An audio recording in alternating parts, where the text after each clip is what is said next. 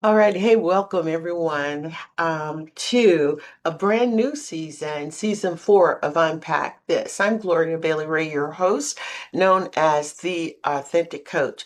And I am so glad that you are here with me today. So whether you've been with me since the very beginning, season 1 of The Awakening, you continued through the Unlearning, season 2, and season 3 of The Becoming, or if you're just joining me for the first time, I'm still going to say welcome.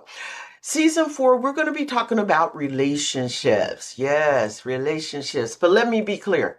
This is not going to be a season filled with gossip, ex bashing, finger pointing, or sitting around discussing who did what to whom. This season is about accountability, healing, self awareness, emotional responsibility, communication boundaries, and the courage to examine not only what other people have done to you, but what your unhealed experiences may be causing you to do to other people. Yes. So, because sometimes, we leave a relationship physically, but emotionally, you may still be living there.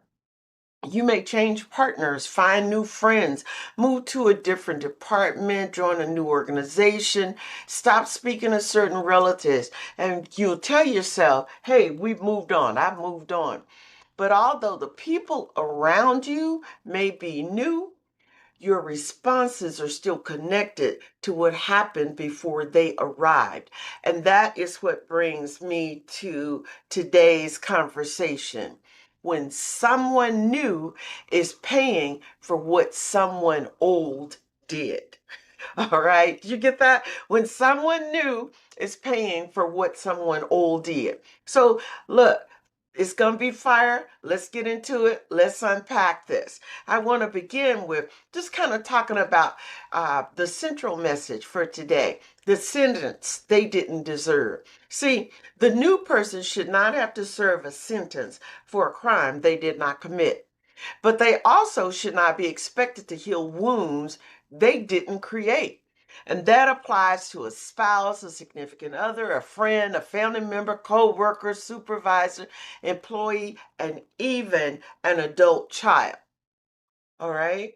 Because sometimes someone enters your life with good intentions, but instead of being allowed to build a relationship with you based on who they are, what happens is you may end up handing them a bill created by somebody else. All right? I always say make sure that you got your pen and pad because I always love dropping these nuggets for you as well, right? Here's the deal. A lot of times, you expect these new people to prove they've entered your life, but you're expecting them to prove that they will not lie because somebody else lied. Prove that they will not leave because somebody else slept. Prove that they are loyal because somebody else betrayed you, or prove that they care because somebody else made you feel disposable, right? And when this new person has done nothing wrong, you may treat them as though they are already under investigation, right? And look, let me give you some examples. You watch their tone. You question their motives. You search for contradictions. You prepare for betrayal before betrayal actually has even occurred. And then you call it being careful. Okay? Listen, here's what some of you may say. I've learned from my mistakes. I'm not going to be played again. I'm protecting my peace. I know how people operate. Does any of that sound familiar? Yeah. See, sometimes that is wisdom, and sometimes you are recognizing patterns that you once ignored. But sometimes what you call wisdom is actually fear wearing a respectable outfit, right? There may be times when what you call discernment is really defensiveness, and let me give you an example. You may say things like, I'm just being careful. Translation, I'm still afraid, right? So when being betrayed or rejected or abandoned, humiliated, or just repeated disappointments, those things can change the way you interpret people. Now, here's something I think is nebulous at times. A delayed phone call can feel like rejection. A change in a person's tone can feel like anger. A private conversation may feel like secrecy, or a disagreement can feel like abandonment. Something maybe as nebulous as a coworker asking a question that can feel like a challenge to your authority. Or how about a friend spending time with someone else that can feel like a replacement, or the spouse that becomes quiet, which may feel like punishment. Here's what you need to understand is your reactions may feel completely reasonable because something about the present reminded you of the past, but familiar does not always mean accurate, right? That's a nugget. Sometimes the present situation is simply touching an old unhealed wound. And when an old wound is touched, we may respond not only to what is happening today, but what it does is it takes you back to everything that happened before. And that's why self-awareness matters. It teaches you to pause and to ask this question: am I responding to this person or to the person they remind me of? Mm. And I know some of you can relate to that, right? You may even ask yourself, am I addressing what happened today or reliving what happened years ago? It just feels so familiar. Is this person actually being dishonest, or am I afraid because somebody else was dishonest with me? Hey, how about, is my friend excluding me, or is this touching my old fear of not being chosen? Or the coworker, are they undermining me by asking me a question, or did I once work in an environment where I constantly had to defend myself? See, let me just say this: fear does not usually announce itself by saying, "Hello, I'm fear." Fear often sounds like certainty. Fear says, I already know how this will end. I've seen this before. Everybody has an agenda. You can't trust anybody. And fear even convinces you that predicting pain will prevent you from feeling it. I just want to tell you this. Anticipating betrayal, it does not necessarily protect you from betrayal. Sometimes it only prevents connection. Does that make sense? Anticipating betrayal does not necessarily protect you from betrayal. It only prevents connection. All right, so shifting gears, let's talk about that new partner. When the new partner that you're involved with becomes suspect, imagine this for a moment, that you're entered into a new relationship after being cheated on. The new person has not lied to you. They've not been unfaithful. They've not given you a reason to believe that they're hiding something. But every time they're late, it makes you uneasy. Every time they don't answer your call right away, it raises suspicion. Every friendship with someone of the opposite sex becomes a concern. You find yourself comparing their habits to your former partner's habits. And before long, the new person feels like they're being held responsible for somebody they never even have met, right? This new person can reassure you. They may become more transparent. They may explain themselves repeatedly. But I just want to tell you, newsflash, reassurance has limits, because no amount of reassurance from another person can permanently silence a fear that you are unwilling to confront within yourselves. Now, that does not mean that your new partner should ignore your history. Because compassion matters, patience matters, transparency matters. And healthy couples, this is something that a lot of people, that step they miss. Healthy couples should discuss what helps each person feels emotionally safe. But compassion cannot become a lifetime probation period. Another nugget. Get that? A person should not have to spend every day proving that they are not your ex. At some point, the relationship must be built on evidence from the present, not suspicion from the past, right? Some of you question every motive. This happens in friendship too.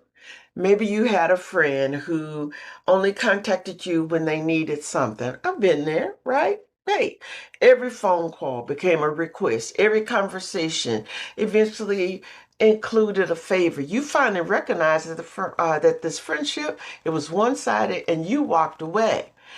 But later on, you met someone who was thoughtful. They checked on you. They remembered important dates. They actually showed genuine interest in your life. But because of your previous experience, you wait for the hidden request. Here you are thinking, what do they really want? Why are they being so nice? Nobody does this without expecting something. So guess what you do? You keep the person at a distance. You question every act of kindness. And eventually this person, this new person, this new friend, they stop reaching out. Then here's what you say, you know, to, I think, justify it. You say, I knew they weren't genuine. But did they leave because they were not genuine? Or did they become exhausted from having every gesture treated like manipulation? See, sometimes our fear creates the distance we expected. Now, I'm not saying everybody has good intention. That is not what I'm saying. Some people do perform kindness to gain access, influence, or control. Um, and that's why we need discernment, right? I talked a lot about that.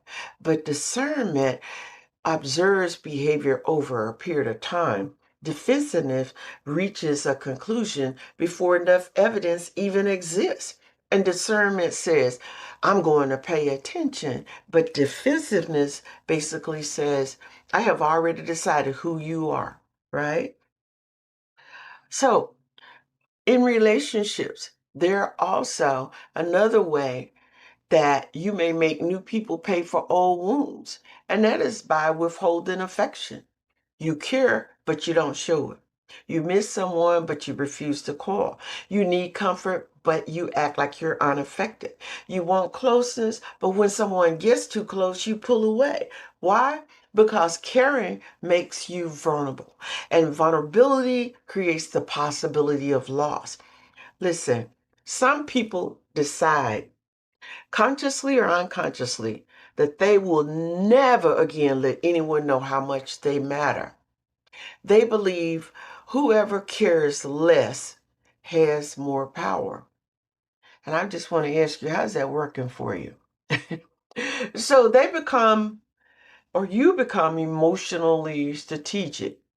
You calculate how quickly to respond, right? They refuse to initiate. They avoid saying too much.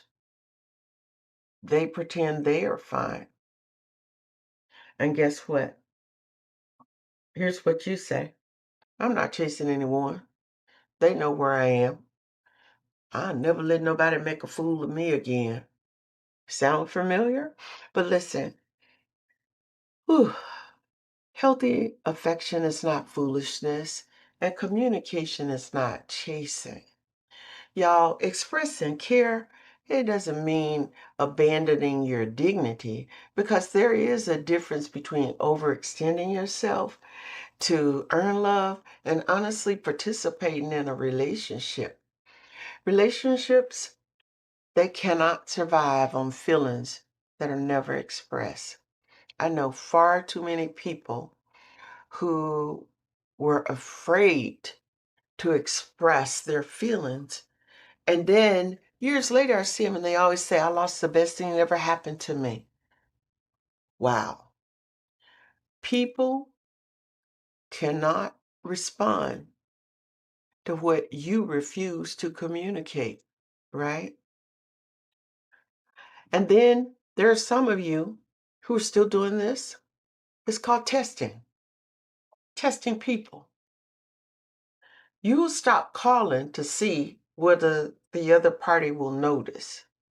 You will become distant to see whether this person will pursue you.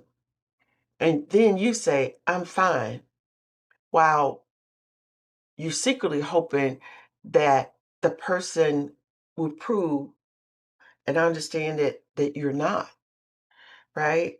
Um, Another test is mentioning something indirectly to see whether they remember.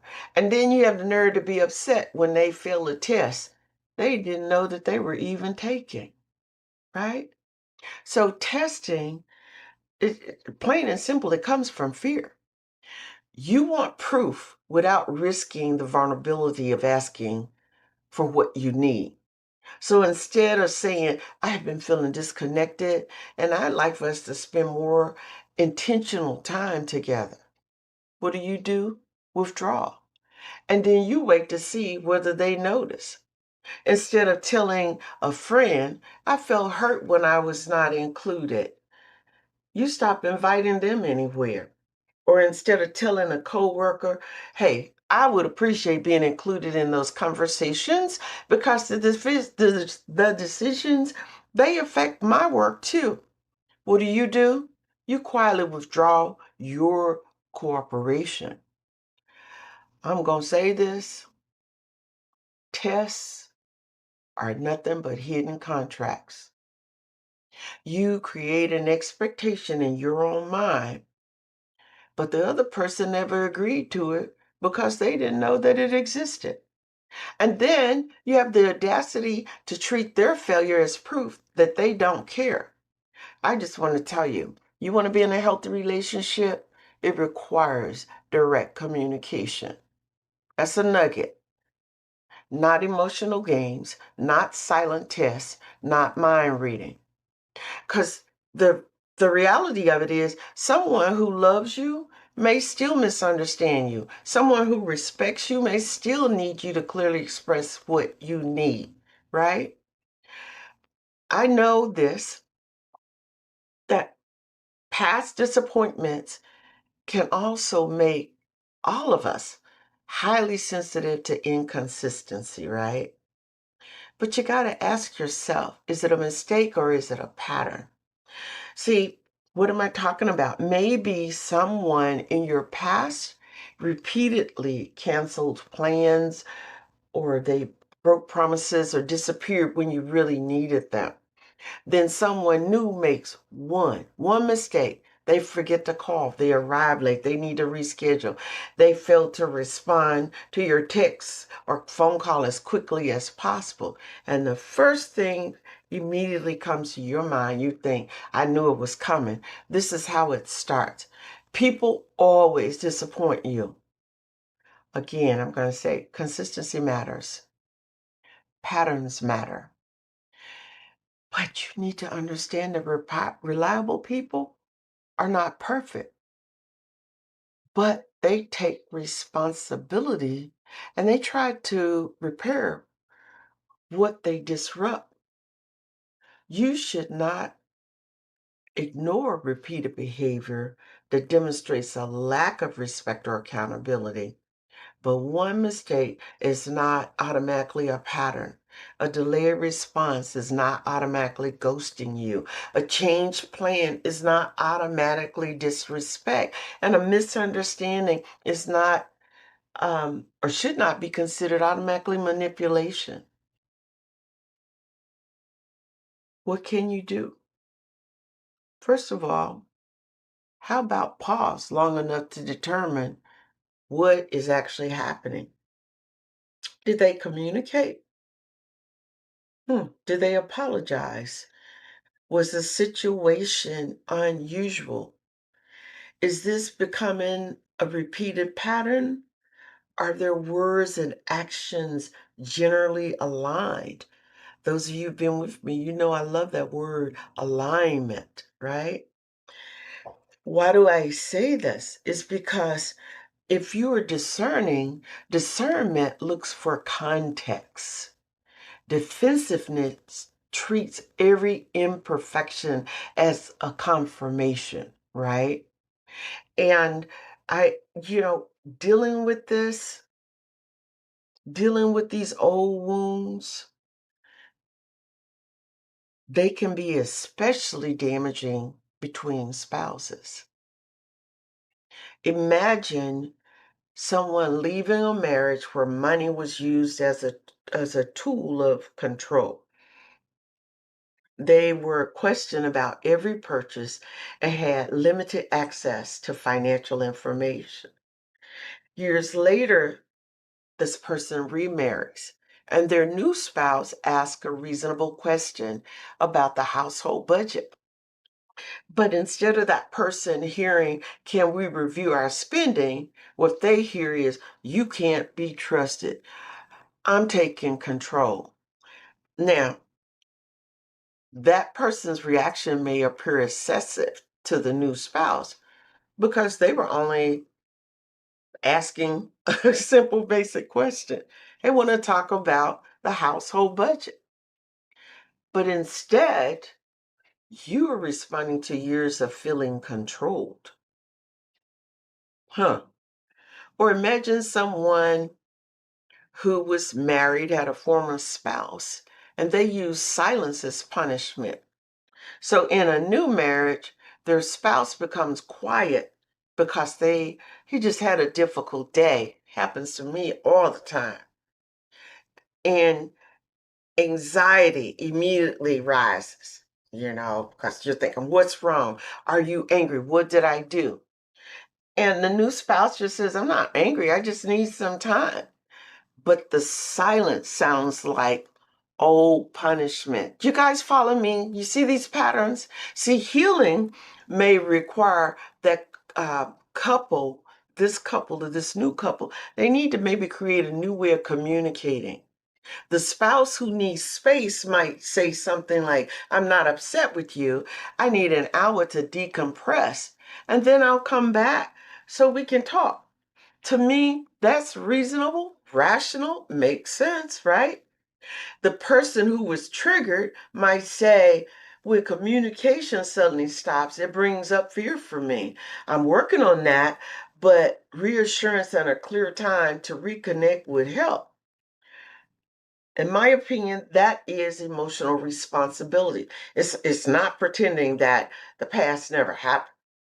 But what it is doing is naming the wound without forcing the new person to carry all of it, right? Now, s- keeping with wounds, let's talk about friendship wounds. Friendship wounds can be just as deep and traumatic as romantic wounds. Why? A close friend may have betrayed your confidence, competed with you, disappeared during a difficult season, or excluded you. Then later on, you form a new friendship, but you share very little. You avoid depending on the person. You even become uncomfortable when they spend time with other friends.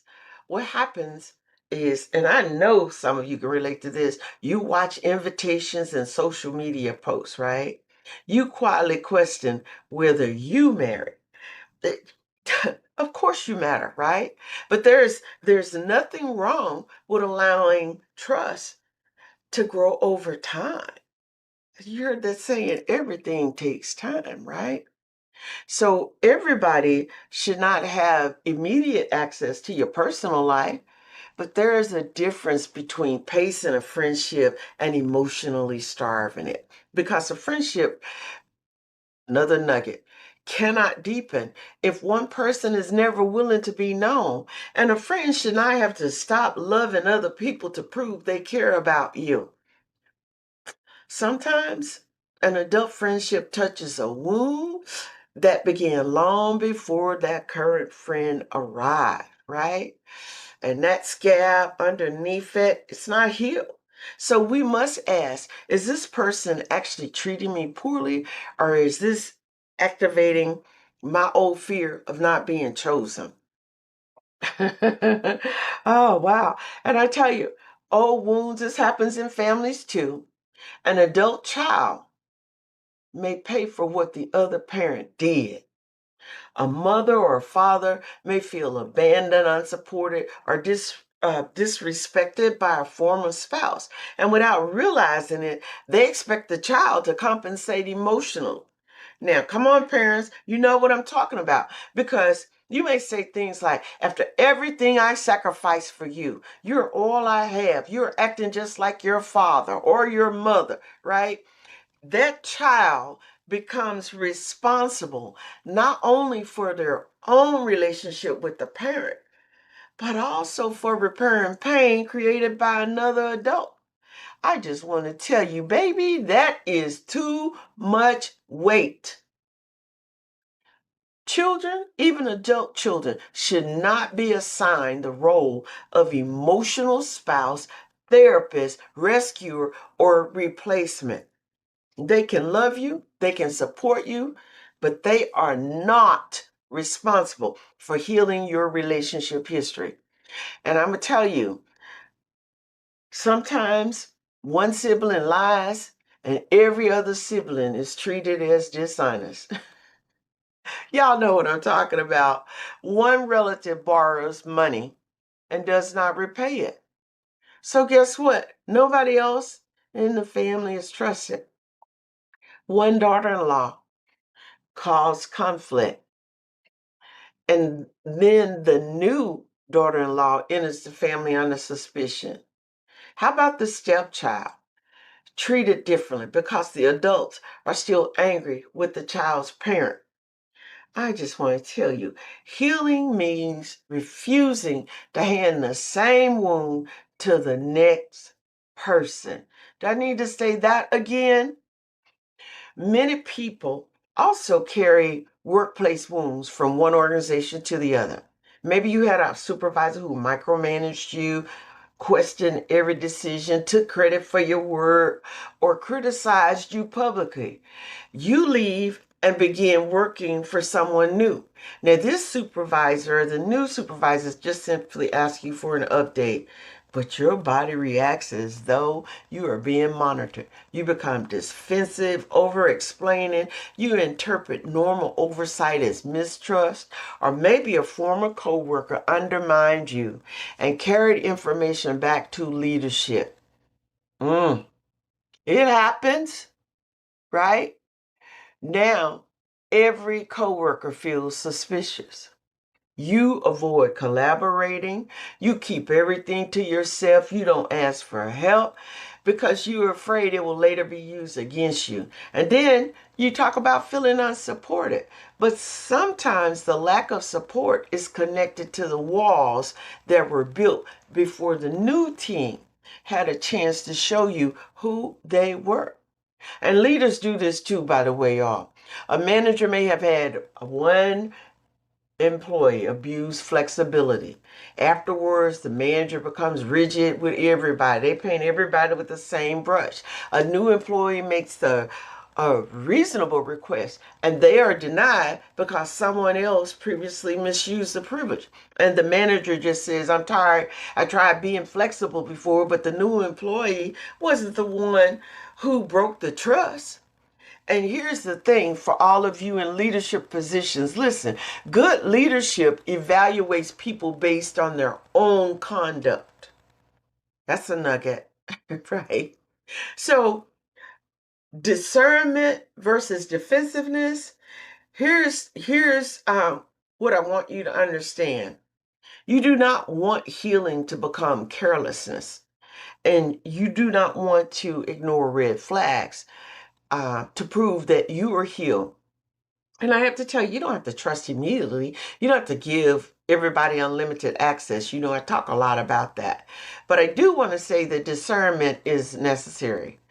And discernment and defensiveness, they operate differently. Discernment observes, defensiveness prepares for battle. Discernment asks questions, defensiveness makes accusation. Discernment notices patterns, defensiveness assumes motive. Discernment is willing to change its opinion when new evidence appears, whereas defensiveness searches only for evidence that confirms the fear. Discernment may say, this behavior concerns me and I need more information. Whereas defensiveness, you say, I already know what you are doing. Boundaries allow healthy people to approach you respectfully, whereas walls keep everyone out. And you need to know which one you are building. Now, you know, I want to address the second half of my message today, that they cannot heal what they did not create. The new person should not have to serve a sentence for a crime they did not commit, right? That's a nugget. But they should not be expected to heal wounds they did not create also. Your spouse cannot erase what your former partner did. Your friend cannot repair every childhood experience of exclusion. Your children cannot fill every emotional void in your life. Your manager cannot rebuild your confidence for you, and your coworker cannot guarantee that you will not be overlooked again. Listen, people can support your healing. They can listen, they can be compassionate, they can communicate clearly. We're talking about they can even be consistent, and they can apologize when they know that they've caused harm. But the bottom line, they cannot do your inner work for you. Healing in itself may involve counseling, prayer, journaling, grieving, learning to regulate your reactions, rebuilding self-trust, establishing boundaries, and admitting that being hurt does not give you permission to hurt others. Your wounds deserve compassion, no doubt about it. But your wounds do not get to control the entire relationship. Your history may explain your reaction, but explanation is not exemption. Okay? You can say, I reacted that way because I've been betrayed before. And you can still say, but you did not deserve the way I treated you. And both can be true, right? So when I think about and what I want to impress upon you, what emotional responsibility sounds like, this situation brought up something from my past. I recognize that my reaction was larger than what happened today. I need reassurance, but I understand that this fear is also mine to work through. Get that? You see that onus?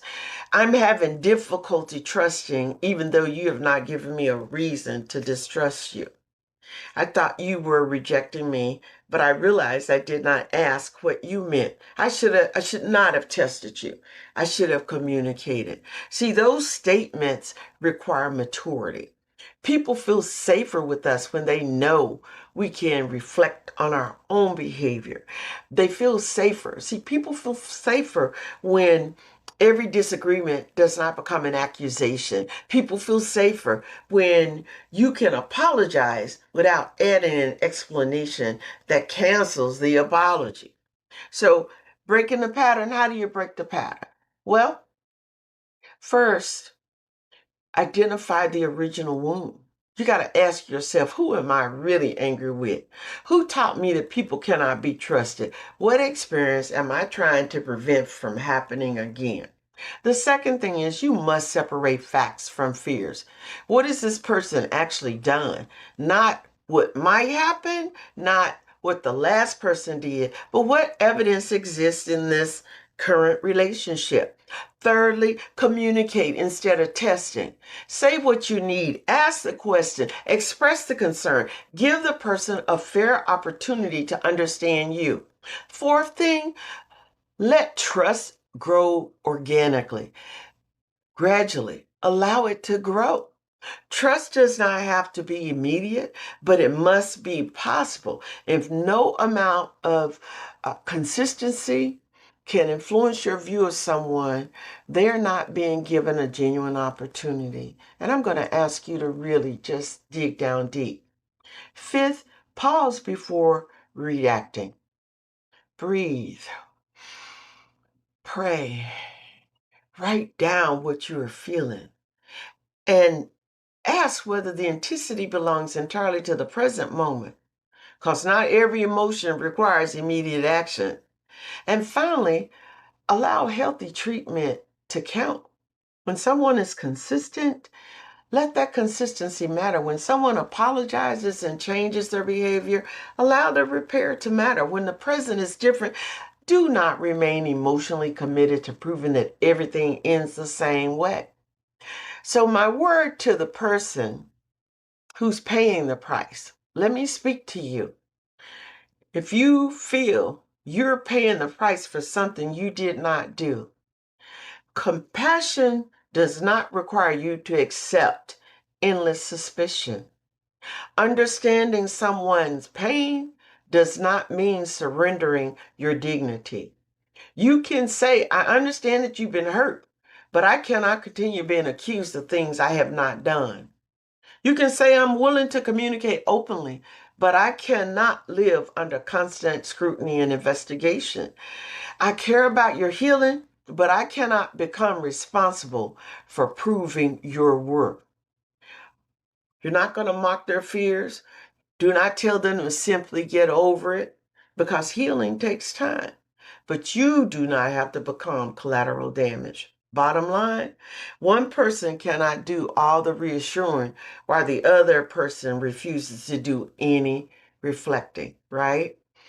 To the person who I've been talking to, and you may have recognized yourselves in today's conversation, I want to tell you, you're not broken. Your fear may have protected you in a difficult season, but your ability to notice small changes may have developed because somebody repeatedly denied what you clearly sense.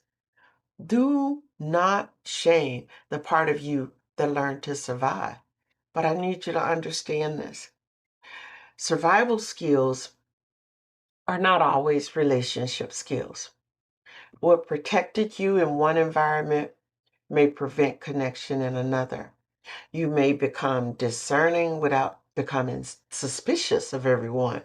And you can create boundaries without building emotional prisons. You can love without abandoning yourself, and you can communicate without creating tests. You can acknowledge your triggers without giving them complete authority. And you can allow someone new to be new. Not perfect, not responsible for rescuing you, but new.